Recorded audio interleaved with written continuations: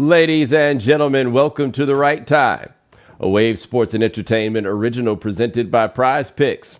My name is Bomani Jones. Thanks for listening wherever you get your podcast. Thanks for watching us on YouTube. Subscribe, like, rate us, review us, give us 5 stars. You only give us 4 stars. I'm inclined to believe you are a hater. A little bit later, we're going to talk to y'all about something that I told y'all was going to happen at some point, and a lot of y'all didn't believe me, but now that it's finally happening, you're going to listen to what I was talking about. But before we get to that, Sean, I believe this is a pretty good time to return to the Rut Row Zone. Just feel like it's a lot of Rut Row going on. Rut Row? Yeah, they're here, Sean. The Rut Row has arrived. I watched a lot of games with a lot of teams that get you into the Rut Row. I went over to my buddy Nick's house to watch football because he be having all the games on all the screens. It's like going on We're going to like the Buffalo Wild Wings because they be betting, right?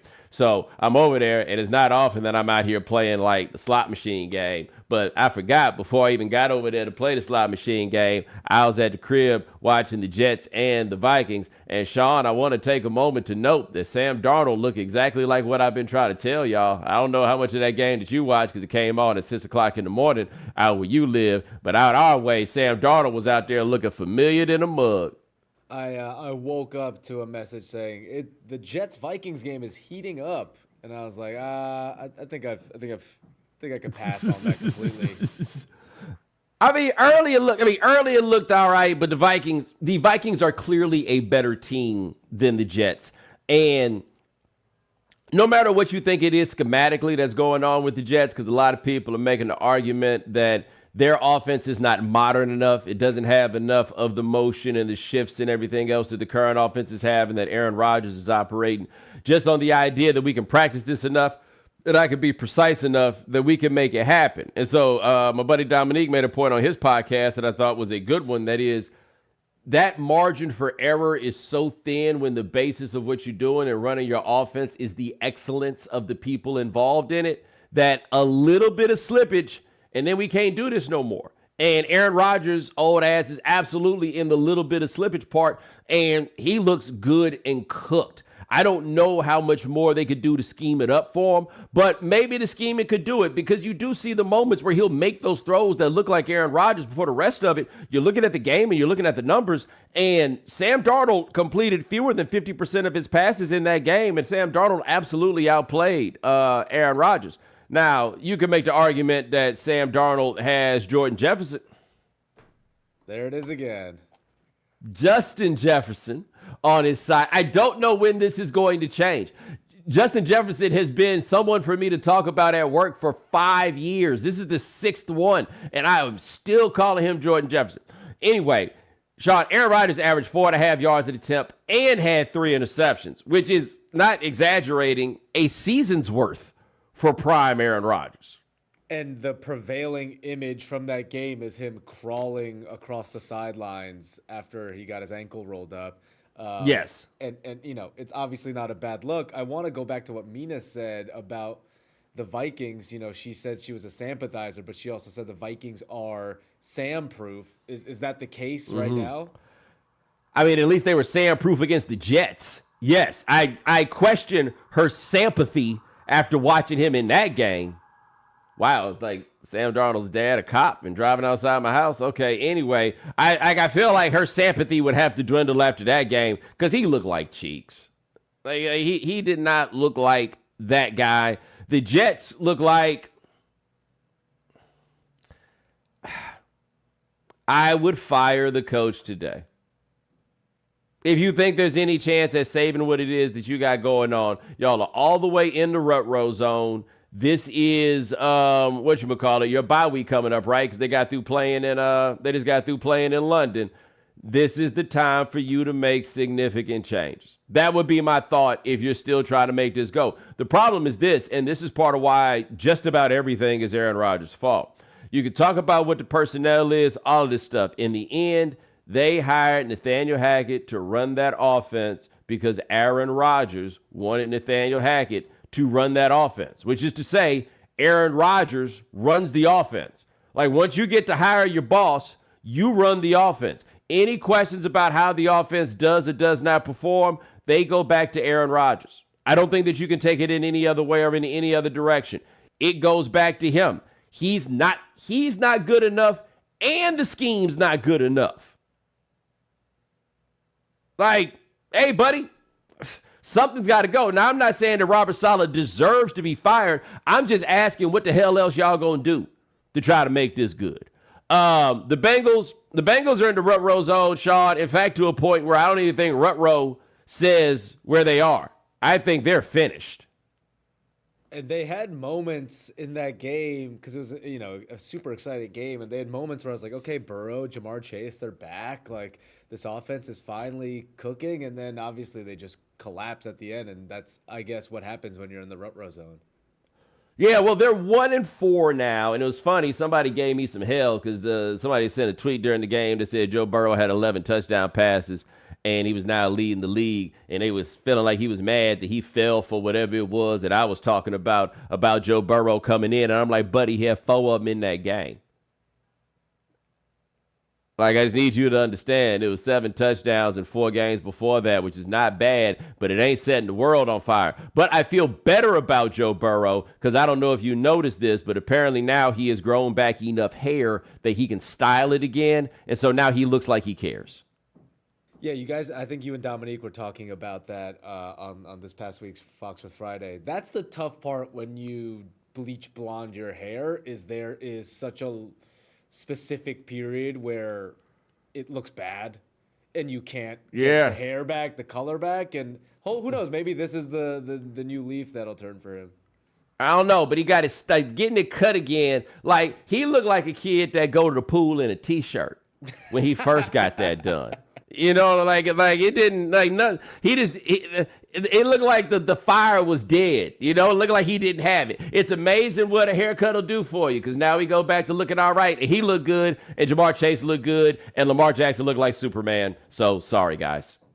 That's all I got. There were plays. Did you see the one where Lamar hit Buddy with the double stiff arm? He hit him with some of that L2 twice. Twice hit him with the L2, then threw the touchdown. That play specifically was actually absurd. He botches the snap, jukes out like 3 guys, and then, like you said, double stiff arms, pump fakes the safety to find the open man. I think they asked Derrick Henry after the game, and he was like stuttering because he couldn't put the words together to describe what Lamar Jackson did. Hey, man, whenever he doesn't do enough in the game and we start talking about how he ain't got it, the questions that come up around him, they may have those questions in 28, 29 cities in the NFL, however many it is. Let me tell you the one city where they don't ask no questions about it. Cincinnati. He be wearing their asses out every time they play, right? He the only person that properly punishes them for 4 decades of ugly, ugly uniforms. He the only one that go back and do that. Anyway, I don't even think it's fair to say that the Browns are in the uh-oh zone. They are in the Dunzo dungeon. They're finished. They're finished as long as Deshaun Watson nasty ass out there playing. That's it. There's nothing I can say that I haven't said this whole time. And I ain't gonna lie, I keep watching them every week, Sean, and you tell me maybe I'm the only person that still does this. I still pop in every week on the, he did sit out 1.5 years or almost 2 years. Maybe it'll start coming to. No, it's not. It's done. There was a point, there was like a split second in that game where I was like, oh, maybe they're turning it around. And then you're like, oh, no, this is just the worst team in the league. Yeah. No, I do believe that there's a correlation between everything that's going on with Deshaun Watson, we'll call it off the field, and the way that he's playing now on the field. Because I think we're underestimating the effects that come from not just having a good reputation, but having the reputation that he had before we found out he was nasty, right? And he went from being viewed positively before the whole world to now a significant majority of the people who are aware of his existence thinking he a sex pervert. And that's tough. I mean, it sounds like I'm being a little dramatic about it, but that's the dead ass truth, man. It's tough being in those situations. And now he's out here, and you can see it's all here. He can't just decisively make decisions. I was watching somebody break him down on TV, and they talk about, like, why is he looking at the rush and everything else? It is all broken down for him in his head since we found out what he was on. And so I'm going to just throw something out there as a suggestion of something that I think might be able to make things a little better for him, okay? Now, maybe this isn't what he's doing, but if you lying, dog, maybe you should stop, and maybe it will set you free.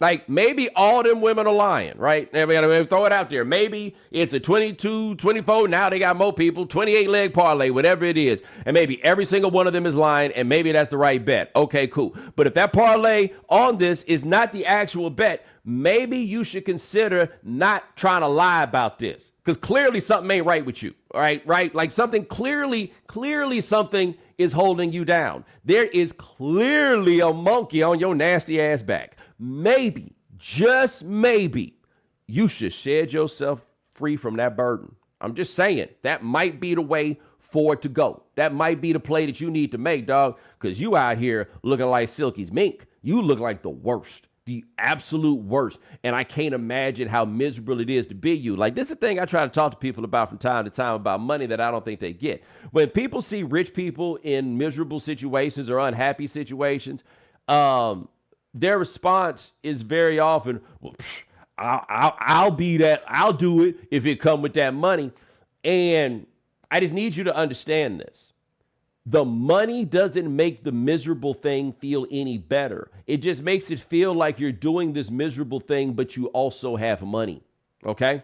So, as an example, if I offered you $5 million, but you got to let me kick you in the nuts, you're going to take the $5 million, right?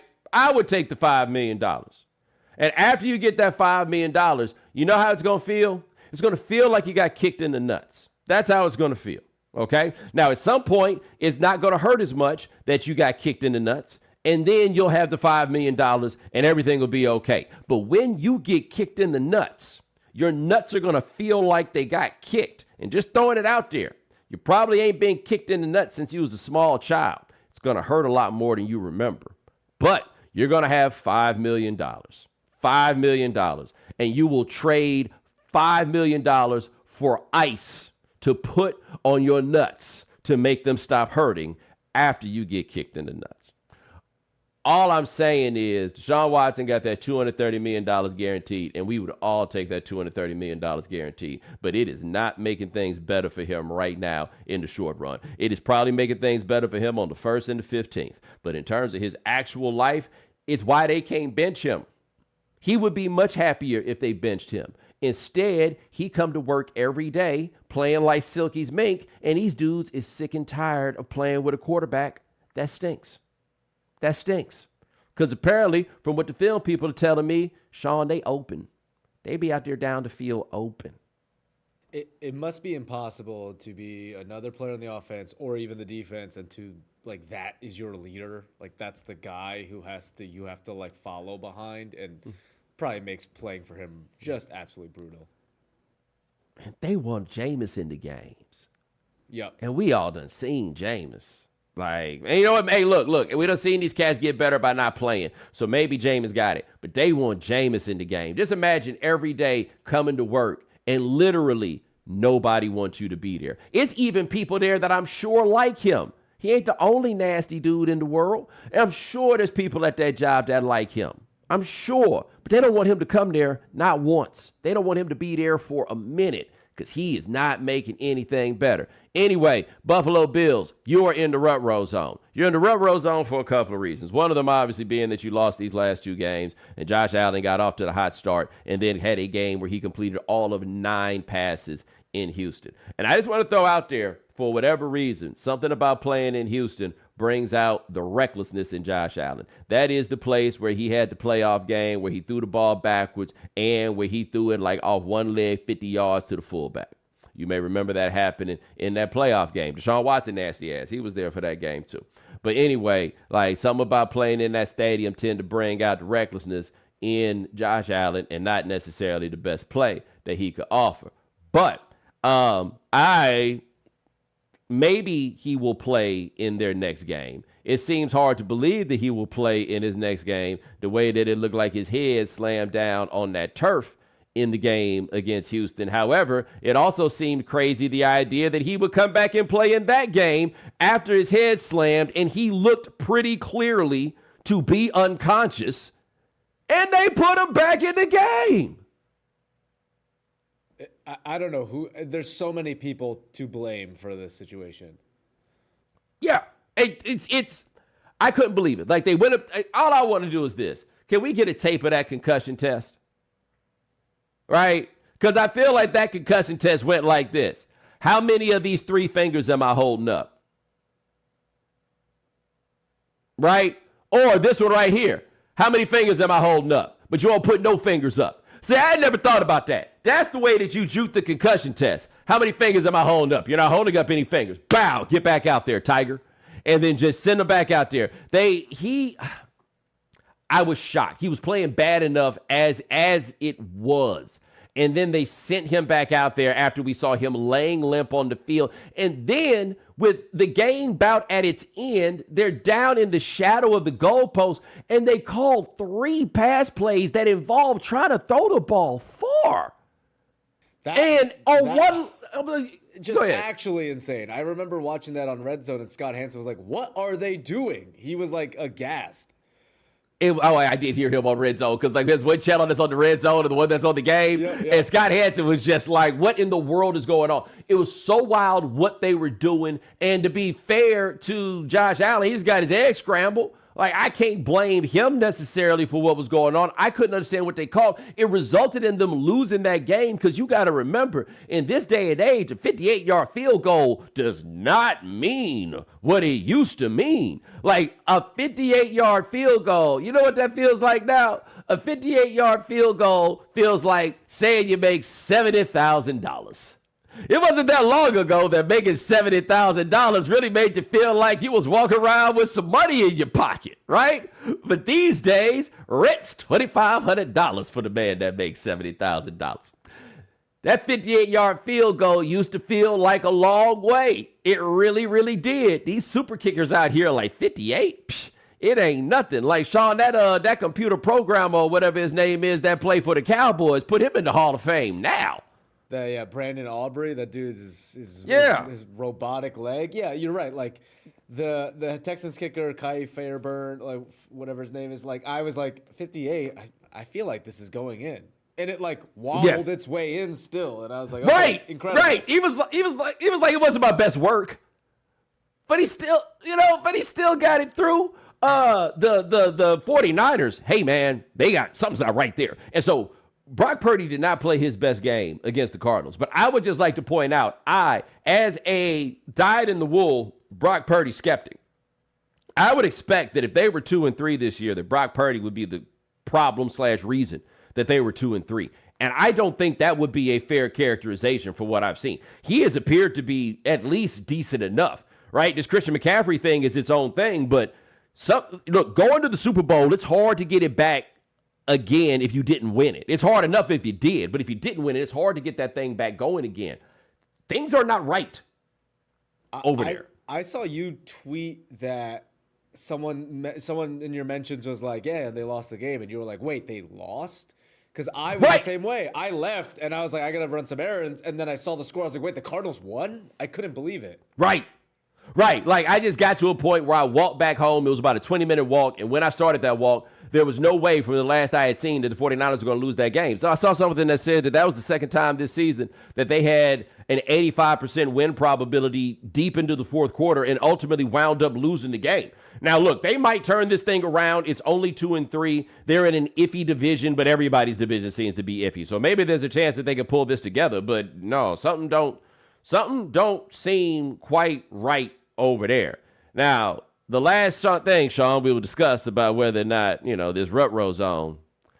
The Cowboys remain in the rut row zone while somehow being 3-0 on the road. They're 3-0 on the road, and they won that game. They went through their defensive players. I ain't heard of none of them Every player they had on that team, other than Dak Prescott and CeeDee Lamb, it seemed like even on the other side, I ain't never heard of nobody that they threw out there, and they managed to walk them down at the end to win that game.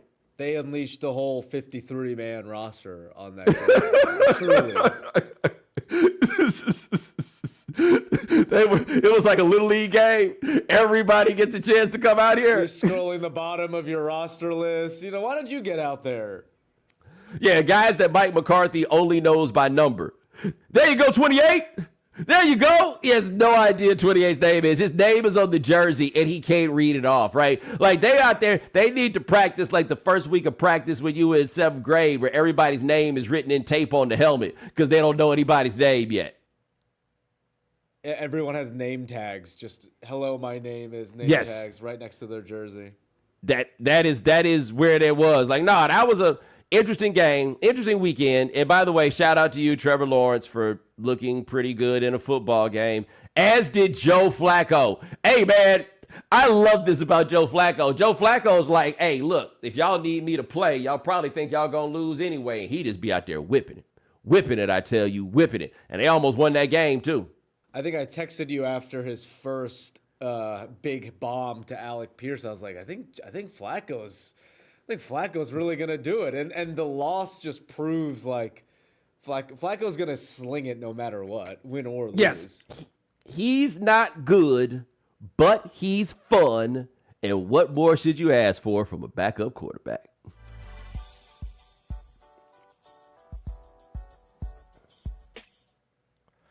All right, guys, I don't really be wishing misfortune upon other people because I'm not a hater. I wouldn't give you 4 stars, all right? But I've been warning you for years that the day was going to come where Alabama was going to go out here and do the sort of thing that regular teams do. And to be honest, they really don't do things that regular teams do. But I was like, it's going to happen, and what's going to happen is something that an entire generation of fans has not seen, which is what Alabama is truly all about. What do I mean by that? Well, Alabama has finished in the top 10, literally, 16 years in a row. 16 years in a row.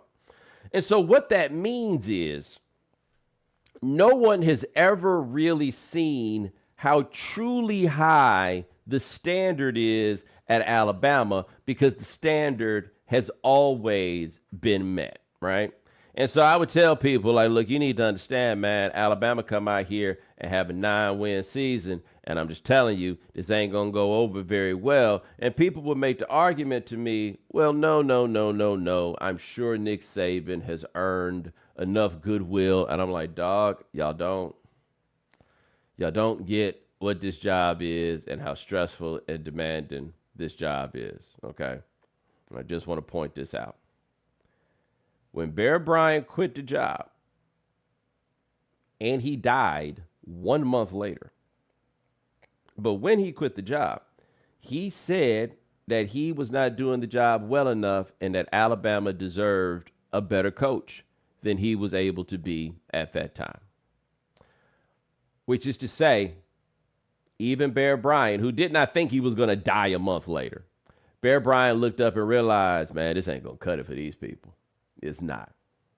And in the last 70 years, 2 coaches have made it work, truly, at Alabama. Those 2 coaches happen to be, quite possibly, the 2 best coaches in the history of college football. No one else has survived the job. Some have escaped it. Ray Perkins escaped it. Dennis Franchione escaped it.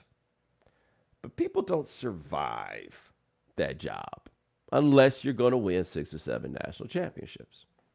It's just how it works. So, Kalen DeBoer, who, as I've said before, has the name of a villain for Lethal Weapon 2, he really got himself up there, ingratiated himself to the Alabama faithful with the big win against Georgia, right? He did that. And then they went out there the next week and they lost to Vanderbilt. Hold on. To be fair, it was at Vanderbilt.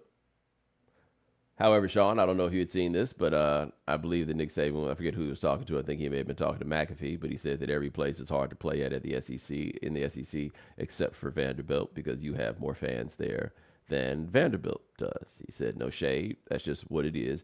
And it is largely true, because I know this used to happen at Duke. Alabama did this one year when they played against Duke.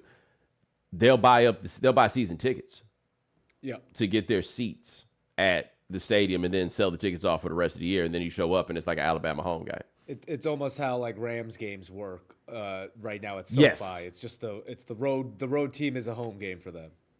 Yes, and that happens at Vanderbilt all the time. I was not watching that game because I figured at every turn that somehow Alabama was going to turn that thing around. They did not. Sean, they took that goalpost all the way to the river. I didn't know Nashville had a river. I don't know if it's one of them rivers that they made for themselves, like in San Antonio. But they made themselves, or they took that thing all the way down to the river. They pulled the thing out of the river.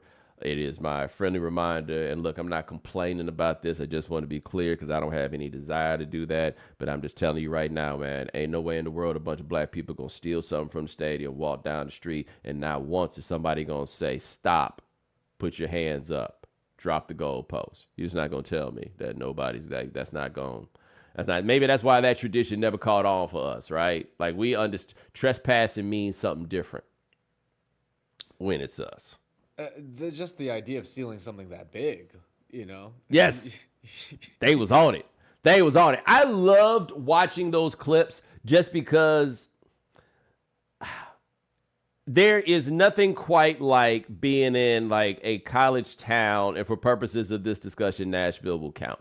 But being in one of these big college areas after a game like this, there's nothing quite like it, whether it be a championship game, big rivalry game, or whatever, where everybody, whatever the spot is that you go to, everybody goes to the spot and you still in that age range. Because I'm here to tell you, people, if you went home by yourself at Vanderbilt's campus on Saturday night and you didn't want to go home by yourself, you need to transfer. It's just not meant to happen for you at that particular institution. Or you need to stop playing them video games and start making some friends, right? like every little capital investment that you had made up until that point, everybody was going to be able to cash in that night. So shout out to you for all your happiness in Vanderbilt. On the other hand, I want you to hear this clip from the Matt Barry Show. It's an ESPN podcast, and he asked Paul Feinbaum what the stakes are or what the vibe is for Alabama folks after that.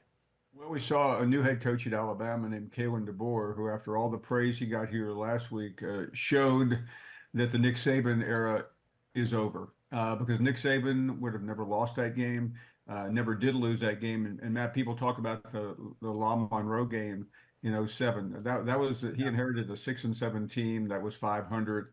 This is the worst loss I have ever seen by a quality Alabama team. I've seen bad Alabama teams lose to MCU and to Monroe, but I've never seen a great Alabama team lose like this. And it is sending shockwaves through the Alabama ecosystem right now, because for all the good that we felt a week ago, the questions that were lingering deep in the crevices of Alabama fans' minds are starting to pop up. And people are reminding us that even at Washington, you saw these very bizarre calls, and you know what I'm talking about. I think there was a game against Arizona State, was it last year? There were other games that Washington barely escaped. So yeah, there's a shock to the system, and what makes it even worse is Alabama has to play again this week against a fading South Carolina team, but it's the week after against Tennessee.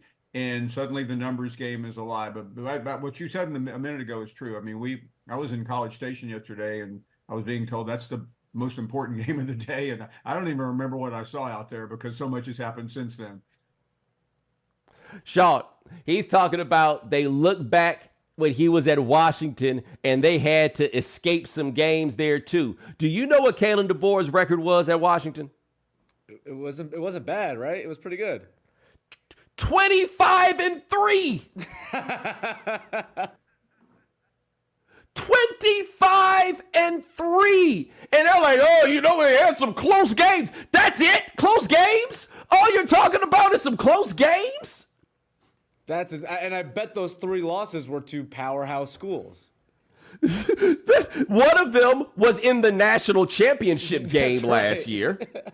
Now, the other 2, I have to say, they were against UCLA and Arizona State, so perhaps not the greatest. But he's still everybody has to escape some games except for Nick Saban. The argument that Five Bob had there against Buddy was he's no Nick Saban. Nobody has done what Nick Saban did for the 17 years that he was at Alabama. I am telling y'all. And look, you say what you want about Powell.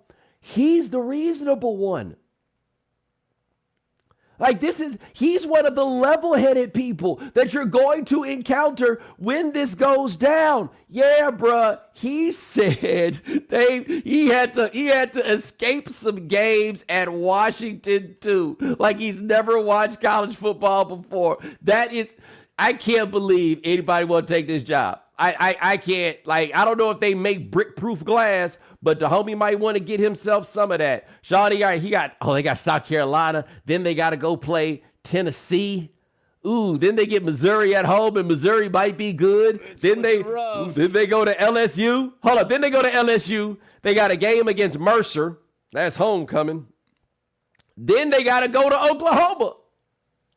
It is reasonable, what I have laid out for you, that a good team could end this season 10-2, God forbid, 9-3. And it will be the worst for that man. And you have said it countless number of times when talking about Alabama. 9-3 is a death sentence for that team. Yeah, that's what I'm saying. You better not do it twice. I know that. You better not do it twice. I just need everybody to know I told you how this goes. I told you what could wind up happening, how this could build up. They getting on DeBoer because he wearing a T-shirt on the sideline. And I would like to say I agree with you on that one. Yes, I saw... The NFL is back, which means you can turn $10 into $1,000 in a single game watching your favorite teams only on Prize Picks. You can make a Prize Picks lineup in as little as 60 seconds. Sign up today and get $50 instantly when you play 5. You don't even need to receive the $50 bonus. It's guaranteed. Quick withdrawals, easy gameplay, and an enormous selection of players and stat types are what make Prize Picks the #1 fantasy sports app. But rather than hearing it from me, let's talk to somebody who uses Prize Picks. Sean, how the picks been going for you? Bo, I'm excited the NFL is back because Prize Picks invented the flex play, which means you can still cash out if your lineup isn't perfect. You can double your money even if one of your picks doesn't hit. Prize Picks also offers weekly promotions and discounts discounts on select player projections up to 25% to provide even more value for your lineups. And as always, make sure you stick around for the end of the show to hear my NFL picks for the week. There we go. So make sure you go to prizepicks.com/Bomani and use code Bomani for a first deposit match up to $100. That's prizepicks.com/Bomani. Prize Picks, daily fantasy sports made easy. This episode is sponsored by BetterHelp. Sean, although October is the season for wearing masks and costumes, some of us feel like we wear a mask at work, social settings, or even around our family. Have you ever felt like you couldn't be your full self, like you were hiding behind a mask?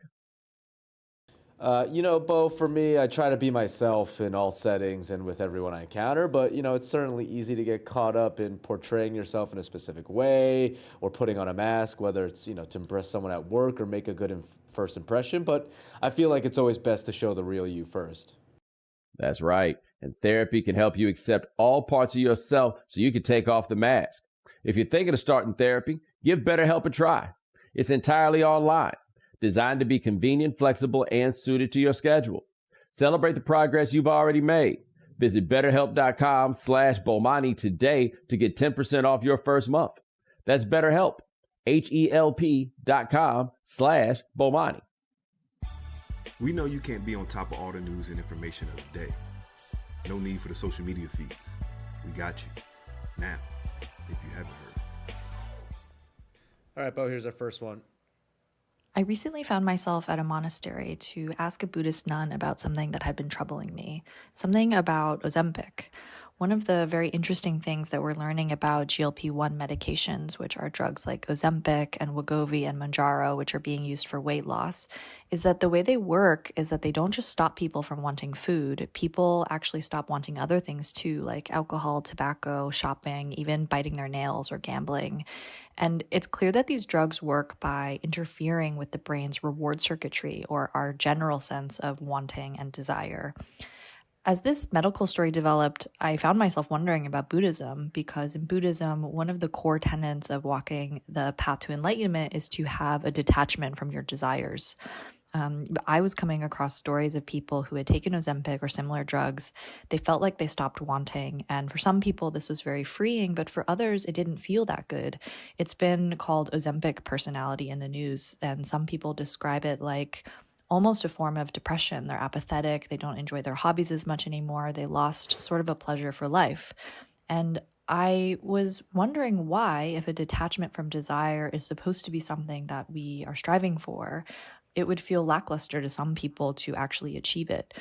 So I wanted to connect the dots between this aspiration in Buddhism and the lived experience of people who are getting rare access to this desireless state. So to do this, I went to visit Blue Cliff Monastery, which is in upstate New York, and I spoke with Sister True Vow about why it would be that some people miss their desires when they're gone.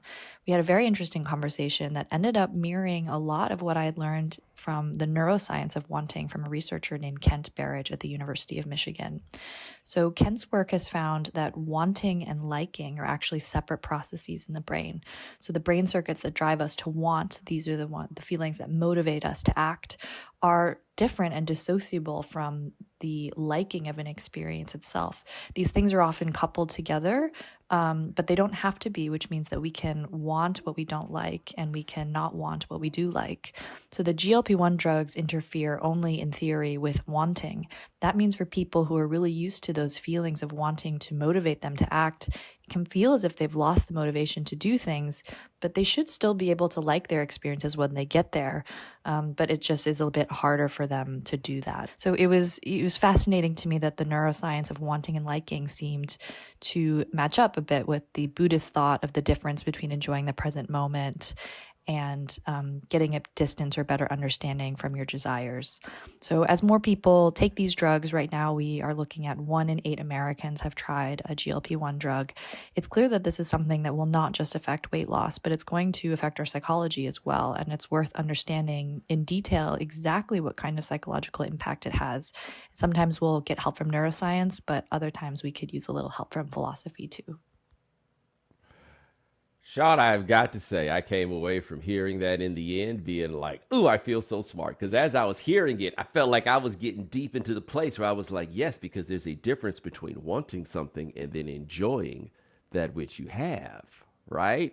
Because that's the thing. The whole thing with Buddhism is the cessation of wants. Like you get to the highest point of enlightenment or whatever it is when you stop wanting things. But I never took that to mean that you stop enjoying things, right? It's like a minimization of greed. Of avarice, of wanting to stack things up. So like for me, case in point, and Sean, I think I talked about it on the show, but I think I've talked about it with you, where I was like, I don't want to do anything that's collecting anymore. Yep. Like I don't want to have things I don't use. So like shoes, I gave away literally hundreds of pairs of shoes. I have not bought a pair of shoes to be fly in. Like I bought shoes I need for like walking around, but just like, ooh, those are fly. I haven't bought any of those in 4 or 5 years, like since the world shut down. It just hit me where it's just like, nah, I don't want these things, right? Like I was wanting to have them, that's the sort of thing that I had always taken Buddhism as speaking toward. It's just like I want to have things and to put yourself out of that. But it was getting rid of the desire in that way, while also, I guess, for what might seem to some people counterintuitively, feeding a desire for something else, right? Like feeding a desire for something more fulfilling or for something more significant. And so what it sounds like what these drugs are doing that should worry people is it's not making you like not want things. It's making you not want to do stuff, which is not the same thing. Yeah, totally. It's almost like you would think it's only curbing appetite, but I guess because like hunger is so primal and such an everyday thing, it's eventually just taking away any desire, which sounds terrible. Right. Yes. No, it just sounds like yuck, right? It sounds very blah in it. I would also like to make this note. Oh, sorry, you go ahead. You got something that seemed to cross your mind. No, please go for it. I was just going to make this point about these drugs. And I have to be careful about this because people are primarily using these drugs for weight loss. And as you can tell from watching this and understanding, this is by far the heaviest I have ever been. I am not in the position to offer too much judgment about what people do in order to lose weight. It's like when John Oliver gets on TV and starts talking about things involving the Irish, and he says, I can't give you my opinion because I sound like this, like he sounds, not like I sound, right? Like, I get that. However, you're just not going to convince me that you're going to find the magic shot to do these things, and it's not going to come with significant consequences.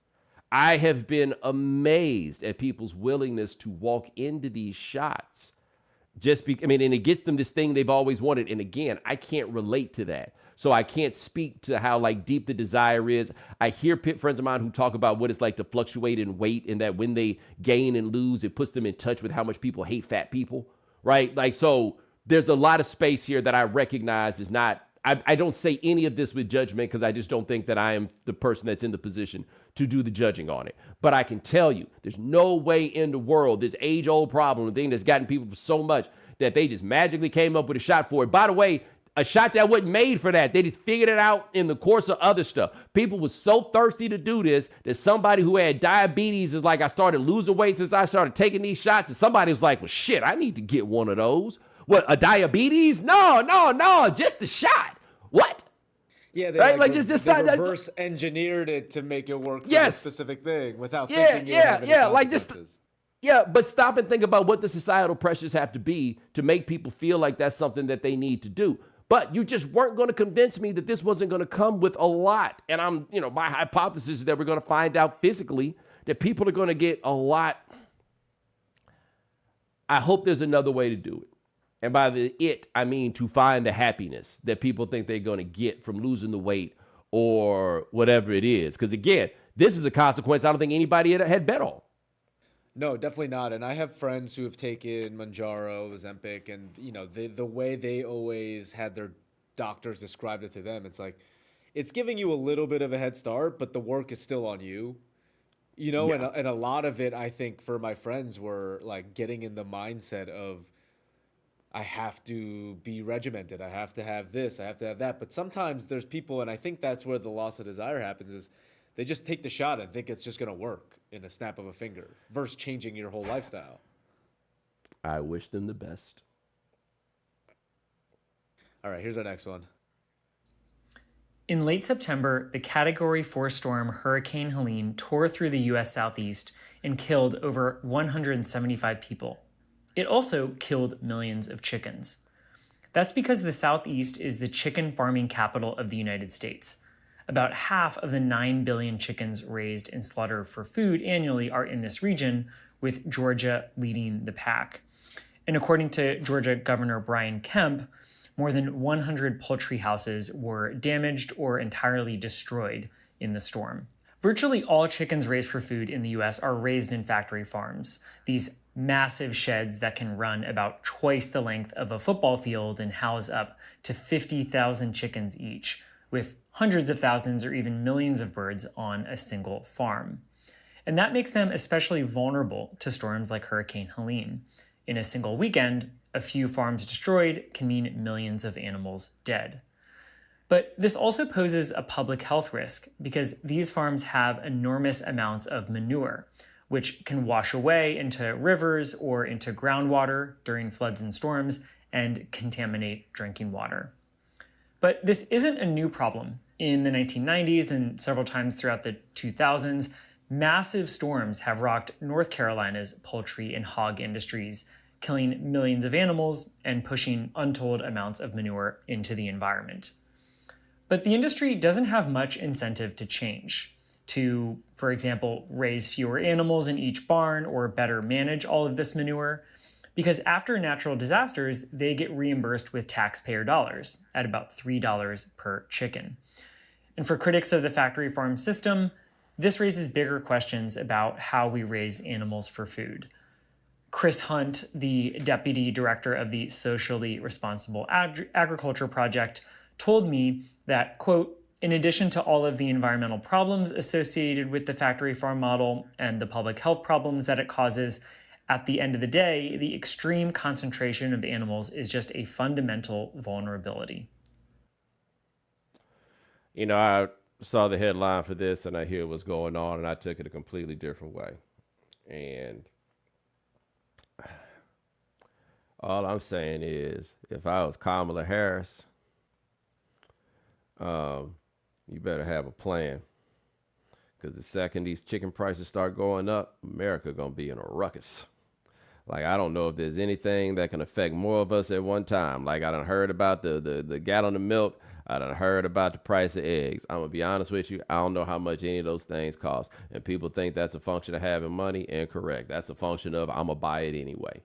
You know what I'm saying? Like, I just don't really pay attention to the price of things that I'm gonna just have to buy no matter what it is. But if America start looking up and the chicken really start like I don't know how much there is that we in some total appreciate in the way that we appreciate chicken. And just so you know how much everybody appreciate chicken, my good buddy Bill Plaschke say it's a Church's chicken in his neighborhood. He live in a gated community, right? Chicken everywhere.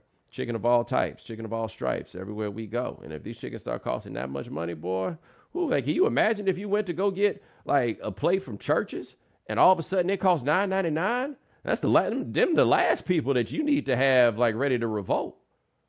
That, or like going to like a nice restaurant and, you know, steak or beef is always the premier or the highest price. But if chicken surpasses that, then people, I think, will be like, what the hell is going on? That's what I'm saying. Like, I mean, what he was talking about, like the boo-boo in the river, that sounds like bad news too. But I'm gonna tell you this right now, man, a situation where we in this country can't get chicken at the prices that we accustomed to, baby, it could get oogly out here in these streets. And it also doesn't seem like the hurricane relief is going to be fixed anytime soon. I saw a thing, it was like 6 to 9 months before any of those cities, Carolina, Florida, Georgia, are going to be back to, you know, regular working conditions. So I think this is going to be a big problem moving forward. Yeah, and I would just like to say, this is an opportunity for we the people to unite, right? This is something we all have in common, as opposed to something that you tried to pass off on just being black people. Just telling you right now, if only black people love chicken, you wouldn't be able to find it in the stores. It's kind of like lotion. Somehow black people have concluded that we the only peoples that use lotion. Then how come they got whole aisles for it? The stuff that only black people can use is over there in the same goddamn corner. All right, here's our last clip of the day. Hi, I'm Rose. I'm an assistant editor at The Atlantic, where I primarily write about higher education, with some politics and general interest stories mixed in. I recently wrote an article where I spoke with professors at elite universities who told me that many of their students no longer arrive on campus prepared to read books. A Columbia professor said his students are overwhelmed at the thought of reading multiple books a semester. They struggle to attend to small details while keeping track of the overall plot. A professor at the University of Virginia told me that his students shut down when they're confronted with ideas they don't understand. And the chair of Georgetown's English department said his students struggle to focus even on a sonnet. There's a lot of possible explanations for this change. Some, like the rise of smartphones, you might already be familiar with. But one cause that kept coming up is that middle and high school students are encountering fewer and fewer books in the classroom. Educational initiatives like No Child Left Behind and Common Core emphasized informational text and standardized tests.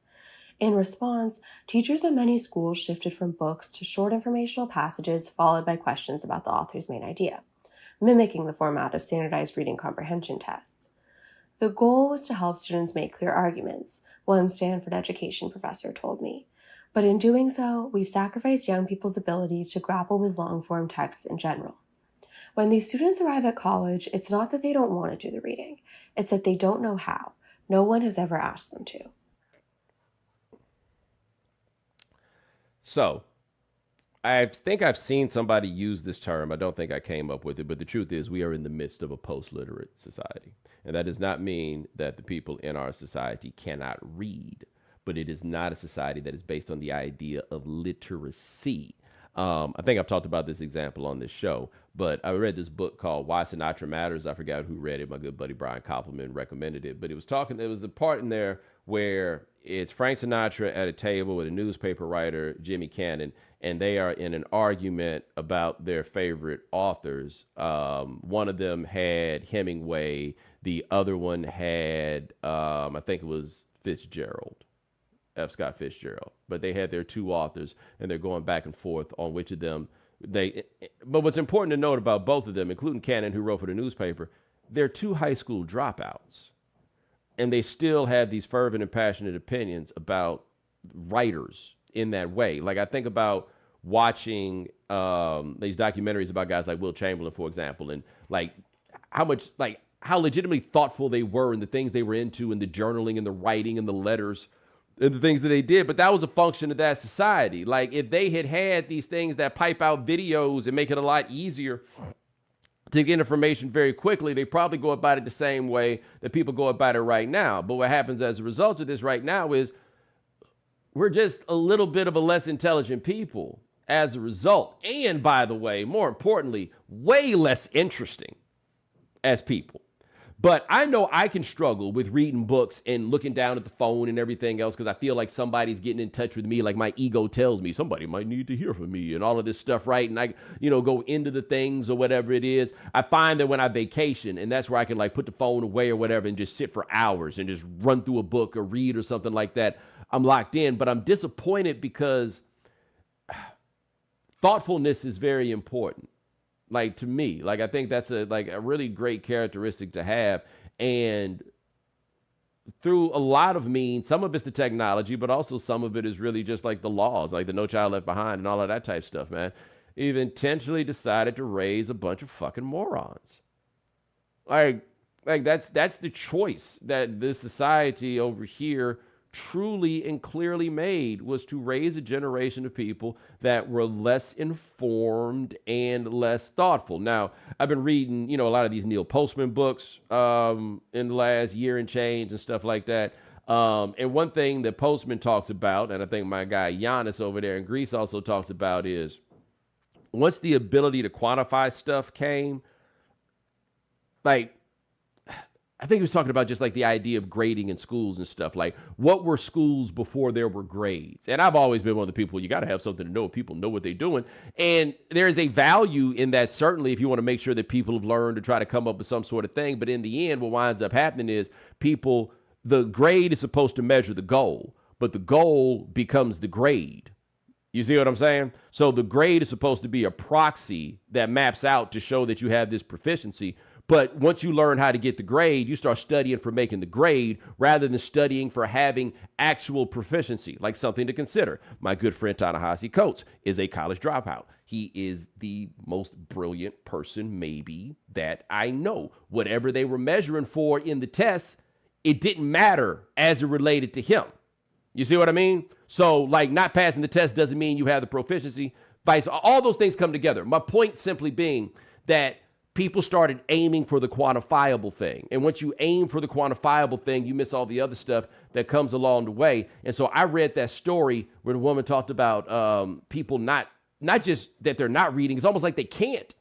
And it was the most startling thing that I could possibly consider, while also thinking about myself in the sense of my attention span and how the technology ties into all of this. But a whole generation of this, I need you guys to understand, those of you who have kids, you can give them books yourself. They can read them in your house. You don't have to raise an idiot. Because here's the thing. I don't have any kids. I'm not going to love your child. Okay? You can only love an idiot if it's your own. Right? I think we'd all agree there. How many idiots do you love that ain't yours? You know what I'm saying? And I'm not talking about people that have like legitimate like cognitive disabilities or developmental issues. No. I'm talking about people who got the tools, but they just some idiots. You can stop this from happening. You gonna have to do it because clearly the schools ain't. No, and there's such a difference of like, I think the way our education system works is like reading for school seems like a chore, and yet the reading for enjoyment doesn't exist in so many people. And like, I can't remember the books I read in a classroom, but I can remember the books while I was in high school or college that I read that I still love and enjoy. The point that I would make on this, because I think, look, effort is costly. That's the big thing in a lot of economic theory, right? Effort is costly. It takes effort to read. The payback from the reading needs to be greater than the cost of the effort to encourage people to do it. But like, I'm looking at this purely as an economist, right? But they're also like the opportunity cost of the time or everything else comes up. And so people are like, okay, well, I can just get the gist of it from some video right fast and boom, I'll have that and that'll give me what I need. But it's not really giving you what you need, but it gets to raising the question. What are you doing with this time that you saved? You know what you're probably doing with the time you saved? Consuming more bullshit. It's giving you more time to take in more things that you don't need rather than maybe, just maybe, taking a little bit more time for something that'll be better for us all.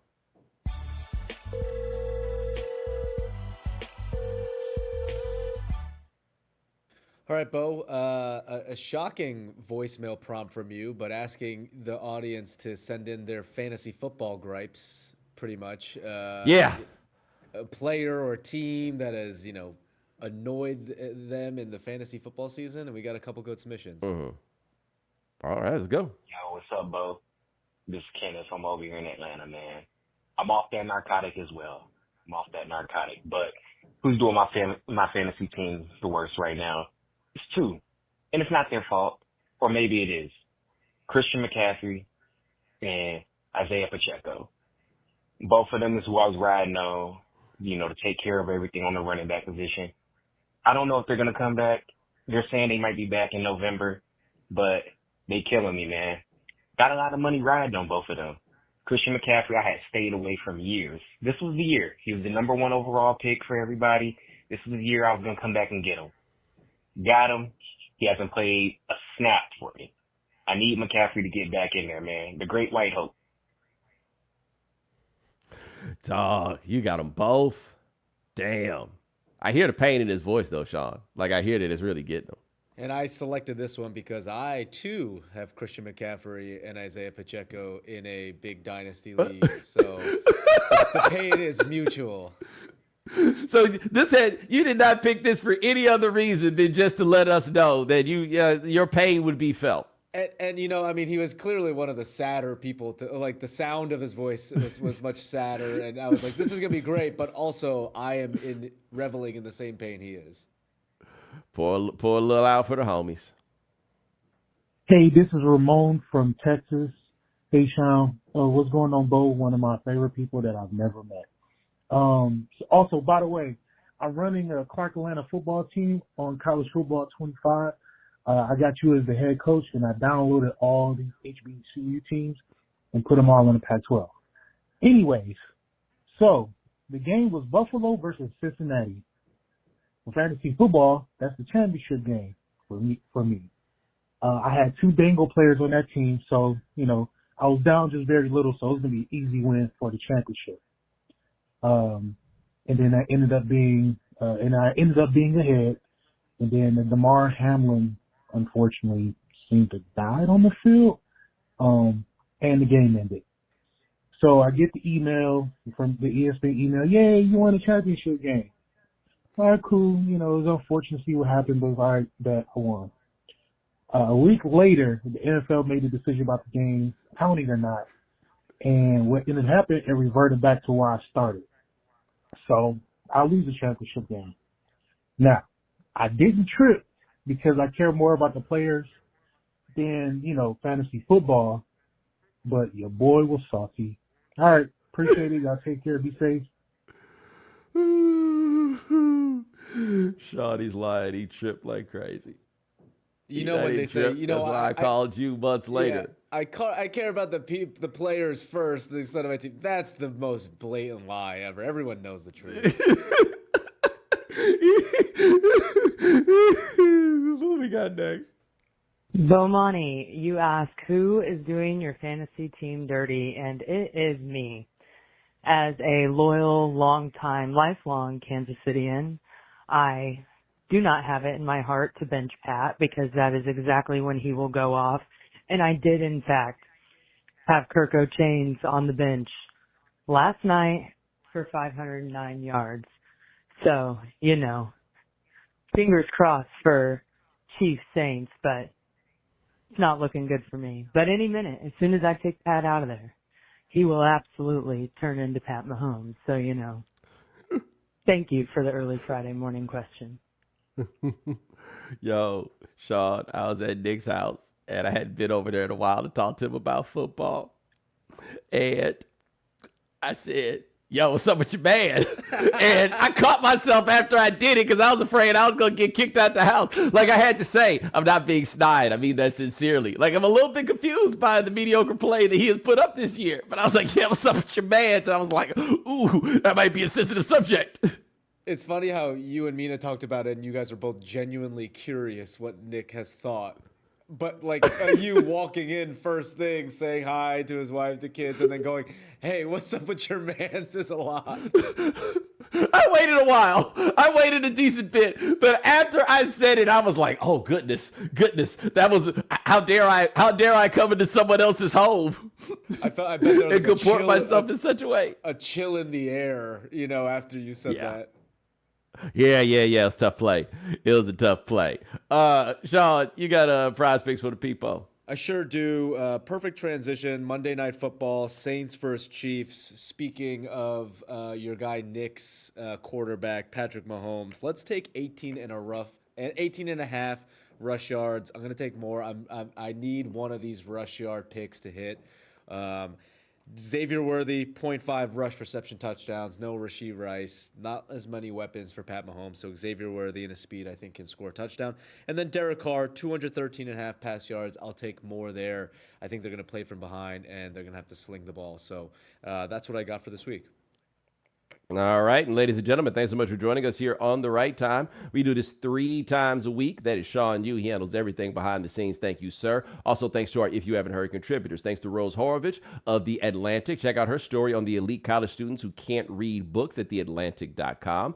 Thanks to Kenny Torrella of Vox. Check out his story on Hurricane Helene pummeling America's chicken farming capital at Vox.com. And thanks to Shayla Love of The Atlantic. Check out her story on Desire in the Age of Ozempic at theatlantic.com. Remember, follow The Right Time. Subscribe, like, rate us, review us, give us 5 stars. You only give us 4 stars. I'm inclined to believe you are a hater. And we'll talk to you guys in a couple of days.